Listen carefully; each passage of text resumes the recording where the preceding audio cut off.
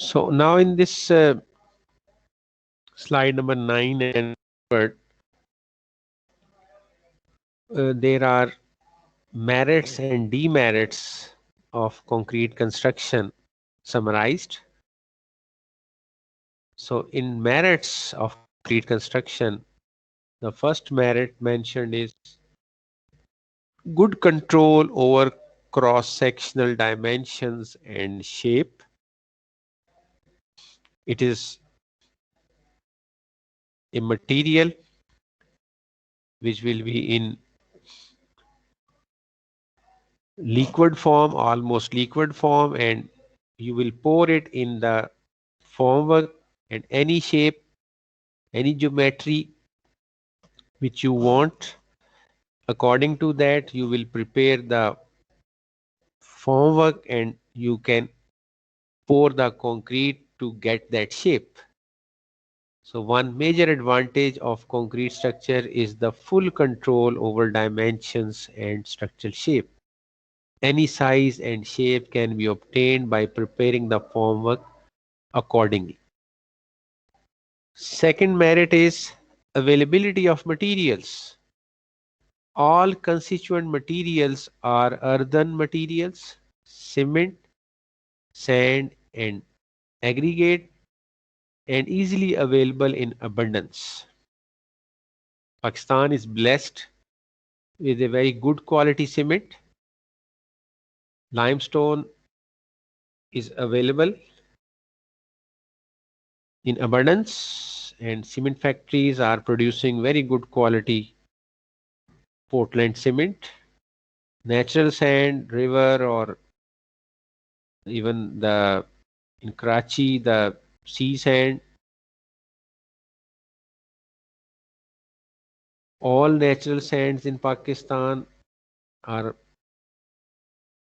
normally used for concreting. In Punjab, Lawrencepur sand, coarser particle size, is very much preferred for concreting. In concrete, coarser sand will be preferred because surface area will be less and less cement paste will be required to coat the particles. In plastering, Chenab may be preferred, little finer than Lawrence, and least preferred will be Ravi sand because there are impurities in that sand, and moreover it is very fine and some organic matter inside pollutants are restricting its use as natural sand for concrete. So mostly the crush used in Pakistan coarse aggregate is Sargoda, Sakhi server. The name of crush is with the city or source from where it is borrowed. Margla was very popular, but because of environmental concerns, there are some restrictions in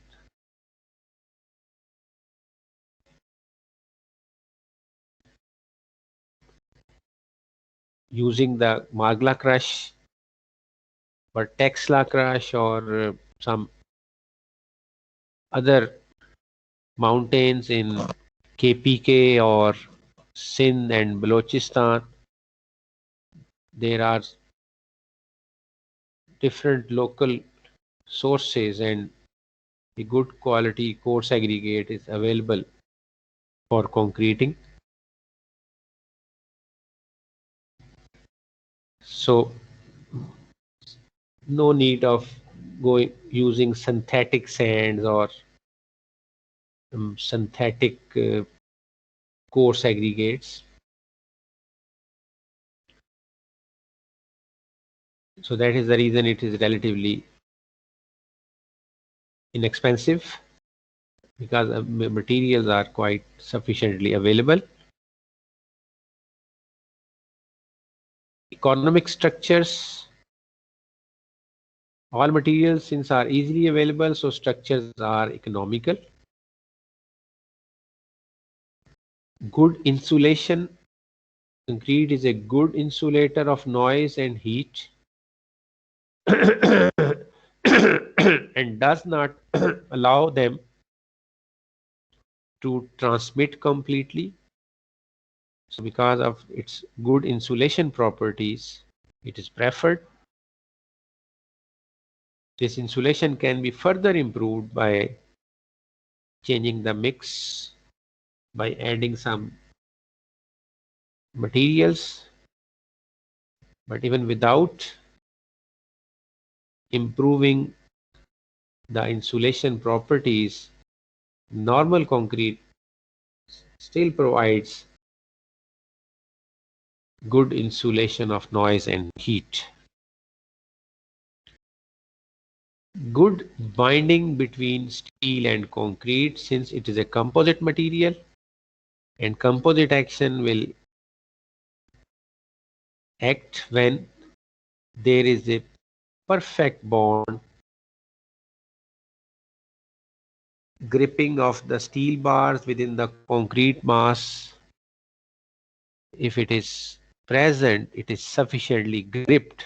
There is no slip between steel and concrete. Then this composite action will develop, and steel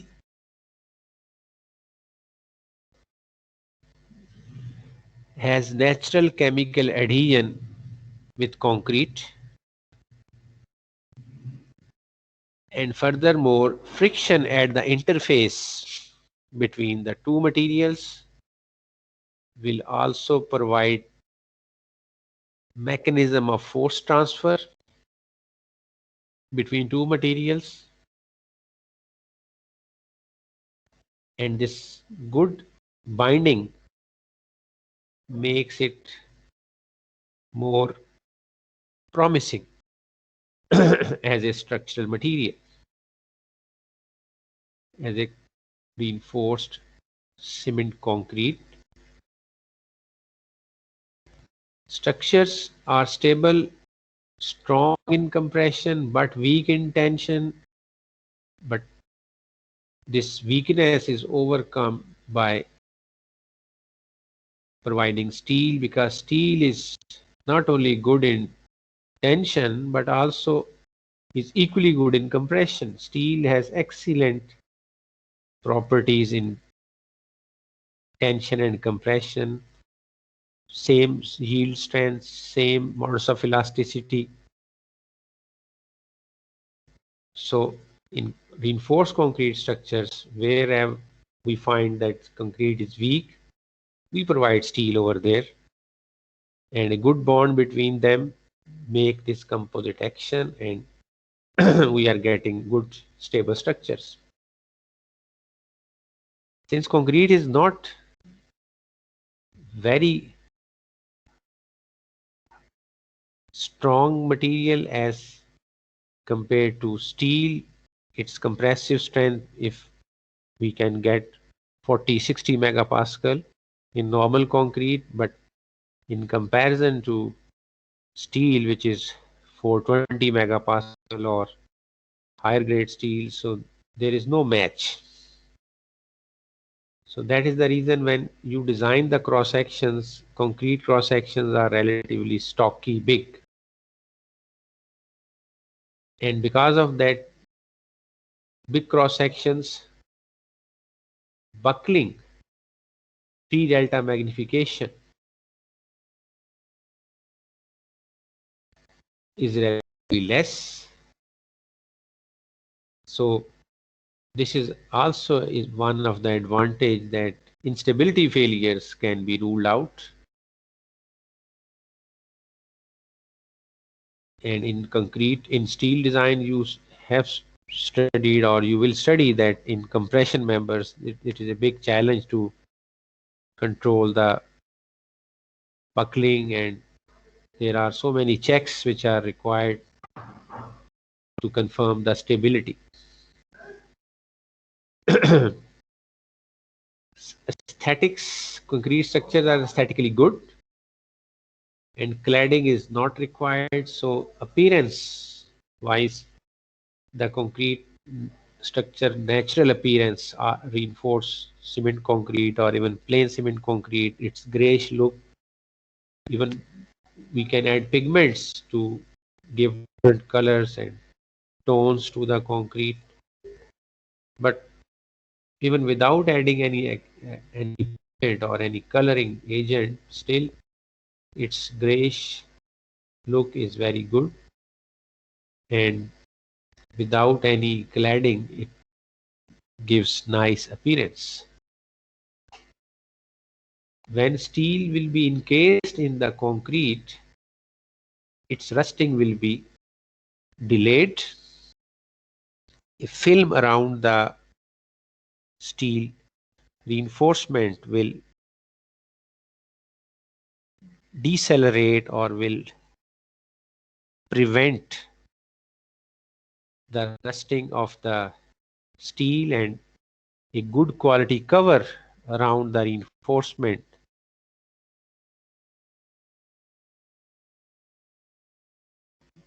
can help to keep steel rust free, and maybe 50 plus years of weathering action a reinforced concrete can sustain. So those concretes which are sheltered, which are not subjected to severe weathering action, they can even serve for 100 years. So a good maintenance, good concrete covers, less severe weathering actions, minimum dampness can improve the life of reinforcement inside and will delay the rusting of the steel. In terms of demerits, one big demerit is concrete is weak in tension. So steel is required to counter that deficiency. Second demerit is that since strength is not as big as of steel, so little more big cross sections then will increase the self weight of the structure. Although the density of concrete is around 2300 to 2400 kg per meter cube, less than steel density, but keeping in mind that more volume of concrete, more thicknesses or cross sections are needed, big cross sections relatively as compared with steel. So resultantly the self weight of the structure will get bigger, and more self weight means more footing size, and more weight means that when it will be attacked with some acceleration component, since F is equal to ma, Newton's law, mass into acceleration. So more mass multiplied with acceleration will give us more lateral force. So that means that it will be subjected to more lateral forces, heavier structures. With more and more advancement in concrete materials, improved concrete mix designs, now it is possible to design the concrete with high strengths and even some concrete brands like ultra high performance concrete and reactive powder concrete. Such concretes may even touch 400 plus megapascal. But obviously, in normal construction, such concretes are not applied. So, still, as per ACI, normal strength concretes will remain below 50 megapascal,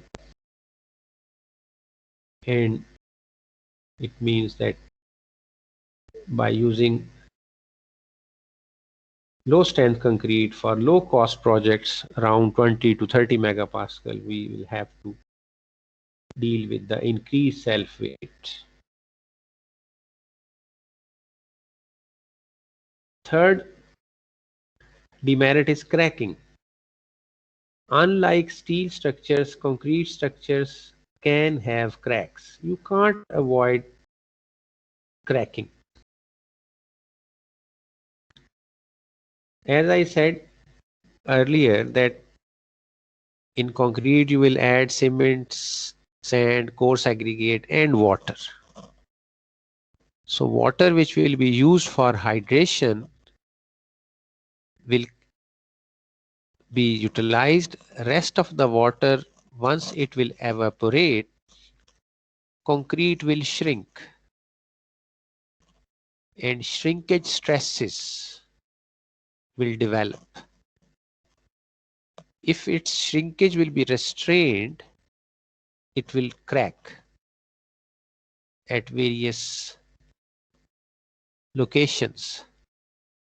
So minor cracks due to loss of water or if it will be restrained somewhere to restrict the shrinkage, even then when the tensile stresses will exceed the strength of concrete, it will also crack at those locations. So such cracking you can't eliminate. So this minor cracking, even if it is properly designed and planned, is anticipated, and